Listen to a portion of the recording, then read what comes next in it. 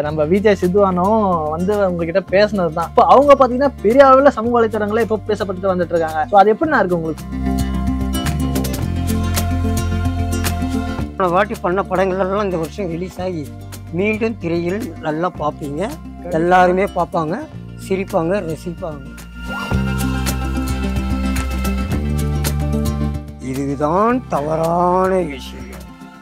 சும்மா சிவனேன்னு போயின்னு இருந்த எண்ணெய் தூக்கி லாக் பண்ணி பப்ளிக்கு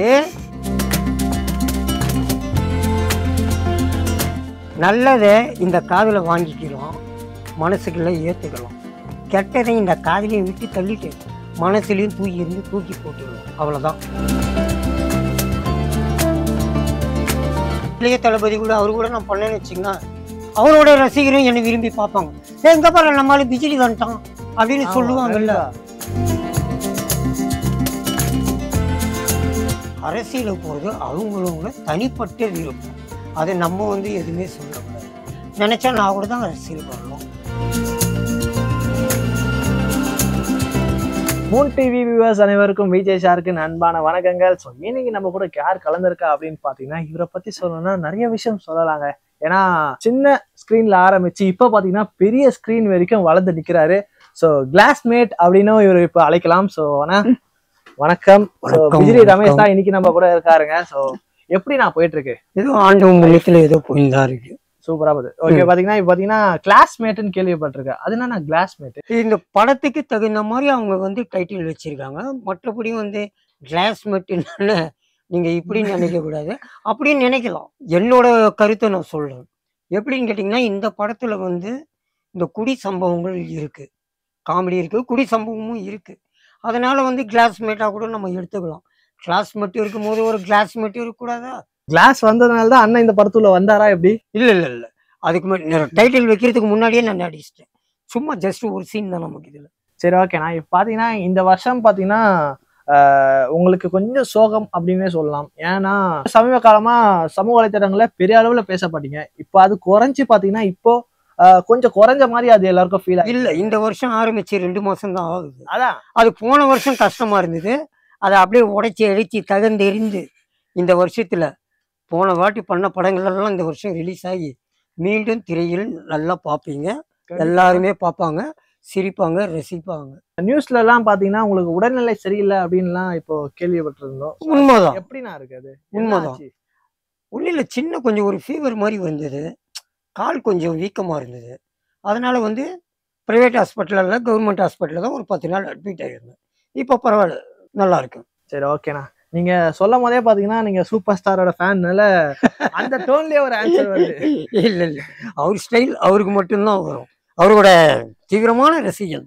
சரி, ஓகே. ஆனா உங்களுக்கு ஃபேமஸான எனக்கு ரொம்ப பிடிச்சது பாத்தீங்கன்னா உங்களை நான் பார்க்கும் போதெல்லாம் கேட்கணும்னு நினைக்கிறதே, கண்டிப்பா கேளுங்க அந்த டைலாக். நீங்க எந்த ஒரு டைலாக் எல்லாம் ஃபேமஸ் ஆனீங்க பாத்தீங்க, அந்த டைலாக் எங்களுக்காக இங்க சொல்லி காமிக்க முடியுமா? இதுதான் தவறான விஷயம். சும்மா சிவனேன்னு போயின்னு இருந்த எண்ணெய் தூக்கி லாக் பண்ணி பப்ளிக்கு நீ மூட. ஓகே, ரொம்ப அழகா பண்ணிட்டீங்க. ஸோ இந்த படத்துள்ள வரத்துக்கு நீங்க எது முக்கியமான விஷயமா நீங்க என்ன அமைஞ்சிருக்குண்ணா? இல்ல, அதை பத்தி உண்மையிலேயே எனக்கு தெரியாது. இவர் ஹீரோ சார் தான் வீட்டாண்ட வந்தார் ஒரே ஒரு நாள். வந்துட்டு ஒரு சின்ன ஒரு ரோல் தான் இருக்கு, நீங்க பண்ணா நல்லா இருக்கும், உங்களுக்காகவே அது இருக்கிற மாதிரி இருக்கும் அப்படி.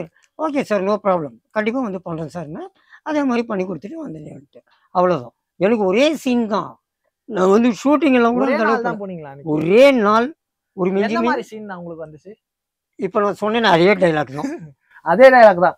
இப்போ சமீப காலமா பாத்தீங்கன்னா எல்லா படத்துலயும் உங்களை அந்த டைலாக் பேர் சொல்லி கேட்கறாங்க. ஸோ உங்களுக்கு அதே ஒரு அடையாளமா மாறுதே அப்படின்னு வருத்தம் உண்டா? இல்லைன்னா இல்லை, நானே சில பேர்கிட்ட சொல்லியிருக்கேன், நாங்க சார் அரைச்சமாவே எப்படி சார் அரைச்சினே இருந்தா ரசிக்கிறவங்க ரசிக்க மாட்டாங்கன்னு, எனக்கு இது வேணும் அப்படின்னு கேட்கும் போது நான் அவாய்ட் பண்ண முடியாது. உண்மையா போய் கரெக்ட் தான். சரி, ஓகே. நான் இப்போ பாத்தீங்கன்னா அடுத்தடுத்து எந்த மாதிரி படங்கள் நீங்க பண்ணலான்னு இருக்கீங்க? ஏன்னா இப்போ சொல்லிட்டீங்க, ஸோ அரைச்சமாவே அரைக்க வேணாம் அப்படின்னு சொல்லிட்டு. ஸோ அடுத்த படத்துலயும் பாத்தீங்கன்னா இந்த மாதிரி தான் உங்களை கூப்பிடுறாங்களா, இல்ல வேற ஏதாவது டிஃப்ரெண்ட் கேரக்டர் வந்திருக்கா? டிஃப்ரெண்ட் கேரக்டர் வந்தால் நல்லா இருக்கும். ஆனால் ஏற்கனவே பண்ணியும் இருக்கேன். ஆடையில்னு ஒரு படம் பார்த்தீங்கன்னா டிராஃபிக் போலீஸாக பண்ணியிருப்பேன். அது நிறைய பேர் லைக் பண்ணாங்க. பூச்சி மாதிரி இவ்வளோ ஓனா மாதிரி இருக்கிறாங்க, இவன்லாம் ஒரு போலீஸா அப்படின்னு கேட்குற மாதிரியும் அது ஒரு ரசனையாக இருக்கும். சாம்பியில் அப்படி அந்த பேய் மாதிரி எல்லாத்தையும் காப்பாற்றுறது, நட்பே துள்ள ஒரு கேரக்டரு, இந்த மாதிரி நானும் கொஞ்சம் மாற்றி மாற்றி தான் பண்ணுறேன். இப்போ மாத்தி மாத்தி பண்ணும்போது ஒரு படத்துக்கு பாத்தீங்கன்னா நீங்க சொன்ன மாதிரி ஒரு நாள் தான் கூப்பிடுறாங்க, வெளியே பாத்தீங்கன்னா உங்களுக்கு நல்லா சம்பாதிக்கிறாரு பிஜிலி ரமேஷ், நல்லா இருக்காரு, ஜாலியா இருக்காரு அப்படின்ற மாதிரி பேசிட்டு இருக்காங்க. ஸோ அது எப்படின்னா இருக்கு? அவங்க நினைக்க தான் நான் நல்லா இருப்பேன். நான் கம்மியாக தான் வாங்குறேன். அவங்க பிஜிலி ரமேஷ் நல்லா சம்பாதிக்கிறான், நல்லா இருக்கான் அப்படின்னு சொல்கிறாங்கல்ல, அந்த பொண்ணான வாயால் அவங்க நல்லா இருக்கான்னு சொல்கிறாங்க பாருங்க, அப்போ நான் நல்லா தான் இருப்பேன். சரி, எவ்வளவு நான் சம்பாதிக்கிறேன் சொல்ல முடியுமா? பெண்ணிடம் வயதை கேட்காதே, ஆணிடம் சம்பளத்தை கேட்காதே. அப்போ சொல்ல மாட்டீங்க? அப்போ ரொம்ப பெரிய அளவுக்கெல்லாம் இல்லைங்க, கம்மி தாங்க. ஒரு நல்லா ஒரு அளவுக்கு சம்பாதிக்கிறீங்க. சேஃப்டின்ட்டு கிடையாது, அன்னைக்கு காலம் அன்னைக்கு ஓடுதான், அவ்வளோதான். சூப்பர். நான் இப்போ ரொம்ப அழகாக பேசியிருந்தீங்க. ஸோ நீங்க பாத்தீங்கன்னா இப்போ இந்த இடத்துல இருக்கிறதுக்கு, சினிமாவில் இருக்கிறதுக்கு காரணம் என்னன்னு அப்படின்னு பாத்தீங்கன்னா, அந்த ஒரு நாள் நம்ம விஜய் சித்துவானும் வந்து உங்ககிட்ட பேசுனது தான். ஸோ அந்த தருணம் எப்படி இருந்துச்சு? ஸோ இப்போ அவங்க பாத்தீங்கன்னா பெரிய அளவில் சமூக வலைத்தளங்களே இப்போ பேசப்பட்டு வந்துட்டு இருக்காங்க. ஸோ அது எப்படின்னா இருக்கு உங்களுக்கு? நான் யதார்த்தமா நான் எங்கேயோ போயிட்டு எங்கேயோ நடந்து வந்துன்னு இருக்கும்போது அவங்க யாருன்னு எனக்கு தெரியாது, நான் யாருன்னு அவங்களுக்கு தெரியாது. அந்த ஒரு வீடியோ மூலியமா தான் வைரல் ஆகி பட்டி தொட்டி எல்லாம் இந்த இப்போ நீங்க உட்காந்துட்டு அதுதான் காரணம், வீடியோ தான் இந்த காரணம். தவறான விஷயம், மூடப்பா, இதெல்லாம் வந்து தொம்மாத்துண்டு குழந்தையிலேருந்து சொல்ல ஆரம்பிச்சிட்டாங்க. அது அந்த அளவு ரீச் ஆச்சு. அது ஸ்கிரிப்டும் கிடையாது, அவங்க எடுத்த வீடியோவை பற்றி எனக்கு தெரியாது. அந்த மாதிரி இருக்கும்போது நான் இன்னைக்கு இந்த இடத்துல உங்க பக்கத்துல உட்காந்து பேசின்னு இருக்க காரணமும் சித்து தான் சொல்லுவேன். சரி, அவர் ரீசெண்டா அவரை பத்தி ஏதாச்சும் பேசுனீங்களா அவர்கிட்ட? இல்லைங்க, கண்டிப்பா படம் இந்த படம் கமிட் ஆனதுக்கு அப்புறம் ஏதாச்சும் இல்லை, பேசுனீங்களா? கண்டிப்பா பேசல. நான் பேசியே கிட்டத்தட்ட 4-5 வருஷத்துக்கு மேல ஆகுது, பார்த்தே 4-5 வருஷம் ஆகுது. ஏன்னா அவரு ஃபோன் கான்டாக்டும் கிடையாது, ஒன்றும் இல்லை. ஆனா என் நம்பர் அவர் கையில இருக்கு, அவர் நம்மளை எதுக்கும் கூப்பிடல. அது வருத்தம் உண்டு கண்டிப்பா. இதுல என்ன ஒருத்தர் இருக்கு, அவர் ரூட்ல அவர் போறாரு, நம்ம ரூட்ல நம்ம போறோம். சரி, ஓகே. ஏன்னா சித்துனா இப்போ அண்ணன் பாத்தீங்கன்னா கொஞ்சம் வருத்தப்படுறாரு. அவர் வருத்தம் இல்ல சொன்னாலும் பாத்தீங்கன்னா கொஞ்சம் வருத்தப்படுற மாதிரி தான் பேசுறாரு. நீங்க கூப்பிடல, ஏன்னா 3-4 வருஷமா அவர்கிட்ட பேசல அப்படின்லாம் சொல்லிட்டு இருக்காரு. சோ இந்த வீடியோ பாத்தீங்கன்னா அண்ணனை கூப்பிட்டு உங்க சேனல்லயே அண்ணனை சேர்த்துக்கோங்க. ஆனா எங்க ஆபீஸ்ன்னு கூட எனக்கு தெரியாது, நம்பரும் கிடையாது. ஏற்கனவே ஒரு நம்பர் வச்சிருந்தாப்புல, அந்த நம்பரை மாத்திட்டாரா என்னன்னு தெரியல. சரி, ஓகேண்ணா. இப்போ இந்த படத்தை பத்தி சொல்லணும்னா, சரக்கு அடிக்கிற மாதிரி அப்படின்ற ஒரு சீன் தேட்டர்ல வரும்போதே குடிப்பழக்கம் உடல் நலத்துக்கு கேடு அப்படின்னு சொல்லிட்டு சொல்லுவாங்க. ஆனா இந்த படம் ஃபுல்லாவே அதை சம்மந்தப்பட்டதா இப்போ பேசிட்டு இருக்காங்க. சோ இது மக்கள் கிட்ட எந்த மாதிரி கொண்டு போய் சேர்க்கும் அப்படின்னு சொல்லிட்டு நீங்க? அதான் இப்போ அவங்க சொன்னாங்க பார்த்தீங்களா, ஹீரோ சார், டைரக்டரு, நேற்றெல்லாம் டைரக்டர் வந்தார், இன்னைக்கு வரல. அவங்க சொல்லும் போது வந்து உண்மையிலே இந்த படத்தை நானும் ஆளோட எதிர்பார்த்துன்னு இருக்கேன். எதுக்காகன்னு கேட்டிங்கன்னா, குடின்னா குடி மட்டும் கிடையாது, அந்த குடியை வாழ்க்கையில் ஒரு குடும்பத்தில் அது எப்படி கொண்டு போகுது, எப்படி பாதிக்கப்படுது அப்படின்னு ஒரு சொல்கிற ஒரு திரைக்காவியமாக தான் எடுத்திருக்காங்க. அதே மாதிரி நான் ட்ரெய்லர் தான் பார்த்தேன், நான் நேற்று தான் பார்த்தேன். காமெடி அவ்வளோ நச்சுன்னு பண்ணியிருக்காங்க. அதே மாதிரி சாங்கெல்லாம் பார்த்தீங்கன்னா அவ்வளோ அருமையாக இருக்குது. எனக்கு எதுக்குன்னா ஃபுல் டீட்டெயில் படத்தை பற்றி எனக்கே தெரியாது, ஏன்னா நான் பண்ணது ஒரே சீனு, அதனால எனக்கு தெரியாது. சரி, ஓகேண்ணா. இப்போ பாத்தீங்கன்னா இப்போ நம்ம பெரிய படங்கள் அப்படின்னு எடுத்துக்கிட்டா இந்த மாதிரி இந்த படம் முழுக்க பாத்தீங்கன்னா ஒரு சமுதாயத்துக்கு ஒரு நல்லது சொல்ற மாதிரி தான் இந்த ட்ரைலர்ல காமிச்சிருக்காங்க. என்னதான் குடி அப்படின்னு எடுத்துக்கிட்டாலும் கிளைமேக்ஸ்ல பாத்தீங்கன்னா ஏதோ ஒரு மெசேஜ் சொல்ல வராங்க அப்படின்னு சொல்லிட்டு தெரியுது. ஆனா இப்போ சமீப காலமா பாத்தீங்கன்னா ஒரு பாடல் வரிகள்லாம் உண்டு. ஸோ மச்சி ஓப்பன் த பாட்டிலு, 10வது பாட்டில் நான் குடிக்க. ஸோ இந்த மாதிரி பாடல் வரிகள்ல பொதுமக்களுக்கு தீங்கும், இதை பார்த்து கெட்டு போறதுக்கு நிறைய வாய்ப்பு உண்டு. ஸோ இப்படிப்பட்ட நிலையில பாத்தீங்கன்னா அந்த படங்கள் பெருசா கொண்டாடப்படுது. ஆனா இந்த மாதிரி படங்கள் பாத்தீங்கன்னா ஒரு மக்கள் கிட்ட ஒரு பெரிய அளவில் கொண்டு போய் சேர்க்கல அப்படின்னே சொல்லலாம். ஸோ இதை நீங்க எப்படி நான் பாக்குறீங்க? நான் ஒரே சிம்பிளா சொல்லிடுறோம், கேள்வி ரொம்ப பெருசா இருக்கு, ஆனா ஆன்சர் சின்னதா ஒரே ஜஸ்ட்ல முடிச்சிடுறோம் பாருங்க.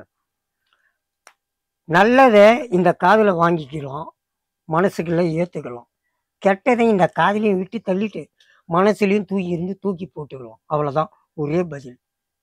நல்ல விஷயத்தை கூட எடுத்துக்குங்க, கெட்ட விஷயத்தை விட்டுடுங்க, முடிஞ்சு போச்சு. நான் என்ன கேட்கறேன்னா, இப்போ அந்த மாதிரி கெட்ட விஷயத்த பெரிய அளவுல கொண்டாடுறாங்க மக்கள். இந்த மாதிரி மக்களுக்கு சமுதாய பிரச்சனைக்கு சொல்ற விஷயத்த அவ்வளவு எடுத்துக்க மாட்டாங்க. இது நல்ல கேள்வி. இதுக்கு என்னன்னு தெரியுங்களா, இப்போ எனக்கே நீங்கள் அட்வைஸ் பண்ணால் எனக்கு பிடிக்காது, நான் அட்வைஸ் பண்ணால் உங்களுக்கு பிடிக்காது. அதை சொல்கிற விதமாக தான் இவங்க சொல்லியிருக்காங்க. ஏற்றுக்கிறதும் ஏற்றுக்காதும் அவங்கவுங்க கையில் தான் இருக்குது. அட்வைஸாக யாருக்கும் பண்ணல, அட்வைஸ் கிடையாது, இதுதான் அப்படின்னு சொல்லியிருக்காங்க. அதை ஏற்றுக்கிறதும் ஏற்றுக்காதும் நம்ம கையில் இருக்குது, அவங்கவுங்க கையில் இருக்குது. சரி ஓகே. நான் இப்போ பார்த்தீங்கன்னா நீங்கள் பெரிய பெரிய சூப்பர் ஸ்டார் ஃபேன் அப்படின்ற காரணத்துல நம்ம சூப்பர் ஸ்டார் படத்துலேருந்து ஏதாச்சும் ஒரு டைலாக் எங்களுக்காக எடுத்து சொல்ல முடியும்? என் வழி தனி வழி, தனி நான் ஒரு தடவை சொன்னா 100 தடவை சொன்ன மாதிரி. சரி ஓகேண்ணா. இப்போ பார்த்தீங்கன்னா தனி வழி அப்படின்ற மாதிரி இப்போ சினிமால இருந்து ஒருத்தர் அரசியலுக்கு தனி வழியா இப்போ பயணிச்சு போறாரு. இளைய தளபதியை பத்தி கேக்குறீங்க. பிடிச்சிருங்க பாயிண்ட். ஸோ இப்போ பெரிய நிறைய ஆர்டிஸ்ட் பார்த்தீங்கன்னா அவர் கூட சேர்ந்து நடிக்கணும் அப்படின்னு சொல்லிட்டு நிறையவே ஆசை இருக்கும். ஆனா இவர் பார்த்தீங்கன்னா அடுத்த படத்தோட அவர் சினிமால இருந்து விலகுற மாதிரி அப்படின்னு சொல்லிட்டு இருக்காரு. அவர் வாயில இருந்து சொல்லனாலும் பெரிய அளவுல அது பேசப்பட்டது வந்துட்டு இருக்கு. ஸோ அவர் கூட நடிக்காதது எவ்வளவு உங்களுக்கு வருத்தமா இருக்கு, அண்ட் அவரு அரசியல் போறது உங்களுக்கு எவ்வளவு சந்தோஷமா இருக்கு? உண்மையிலே ஒரு பெரிய நடிகர் கூட நடிக்கணும்ட்டு எல்லாருக்குமே ஆசை இருக்கதானே செய்யும். இப்போ அவருக்கு விஜய் இளைய தளபதி கூட அவரு கூட நான் பண்ணேன்னு வச்சுங்கன்னா அவரோட ரசிகரும் என்னை விரும்பி பார்ப்பாங்க. எங்க பாரு நம்மளால பிஜிலி வந்துட்டான் அப்படின்னு சொல்லுவாங்கல்ல. அந்த மாதிரி கொஞ்சம் ரீச் ஆனவங்க நல்ல பெரிய ஆக்டர் கூட பண்ணும்போது கொஞ்சம் சந்தோஷமாகவும் இருக்கும், கொஞ்சம் நடிக்கும் போது பயமாகவும் இருக்கும். இதான் அவர் அரசியல் போறது, அரசியலுக்கு போறது அவங்களோட தனிப்பட்ட விருப்பம். அதை நம்ம எதுவுமே சொல்லக்கூடாது. நினைச்சா நான் கூட தான் அரசியலுக்கு வரலாம். அப்போ அடுத்த வருஷம் பாத்தீங்கன்னா பிஜிலி அண்ணன் அரசியல் வரப்போறாரு சொல்றாரு. ஒரு பேச்சுக்கு சொல்றேன், இந்திய ஜனநாயகம் இது, யார் வேணாலும் நிக்கலாம், யார் வேணாலும் இது பண்ணலாம். சரி ஓகேண்ணா, ரொம்ப அழகாவே பேசியிருந்தீங்க. உண்மையிலே வெளியே பாத்தீங்கன்னா பிஜிலி அண்ணன் வாழ்க்கை பாத்தீங்கன்னா பயங்கரமா மாறிடுச்சு அப்படிலாம் பேசப்பட்டு வந்து. ஸோ உண்மையிலே உங்களோட இப்போ கரண்டான வாழ்க்கை எப்படி போயிட்டு இருக்கு, உங்க உடல்நிலை என்ன எப்படி போயிட்டு இருக்கு? உடல்நிலை எல்லாம் எந்த ஒரு இதுவும் இல்லைங்க, எல்லாம் ஆண்டு புண்ணியத்துல நல்லாவே இருக்கேன். நீங்க வருமானத்தை பத்தி கேக்குறீங்க, போதுமான அளவுக்கு இல்லைனாலும் காலம் ஓடுது. என்னதான் பாத்தீங்கன்னா நீங்க உடல்நிலை சரியில்லை அப்படின்னு சொன்னாலும் இப்போ நீங்க இன்டர்வியூ வரதுக்கு 5 நிமிஷம் முன்னாடி நான் கொஞ்சம் படுத்துட்டு வந்துடுறேன்ப்பா அப்படின்ற மாதிரி தான் நீங்க சொன்னீங்க. ஆமா, ஏன்னா உங்க கால் அந்த அளவுக்கு இல்ல அதுக்கு நான் சொல்றேன், அதுக்கும் உடல்நிலைக்கு இல்லை, காலுன்னு கேட்டுன்னு தான் சொல்லி இருப்பேன் நான். ரொம்ப நேரம் கால் இந்த மாதிரி தொங்க போட்டு உட்காந்தா கால் கொஞ்சம் வலிக்குது. இப்போ லாஸ்ட் வீக் நான் ஒரு ஷூட் ஒன்று போயிருந்தேன், அங்கே மண்ணிலேயே நிற்கிற சீன் அது. அந்த மண்ணு எனக்கு அலர்ஜி மாதிரி ஆகி போச்சு. அது மற்றபடி ஒன்றும் இல்லை. மற்றபடி அண்ணன் ஸ்ட்ராங்கா இருக்காரு.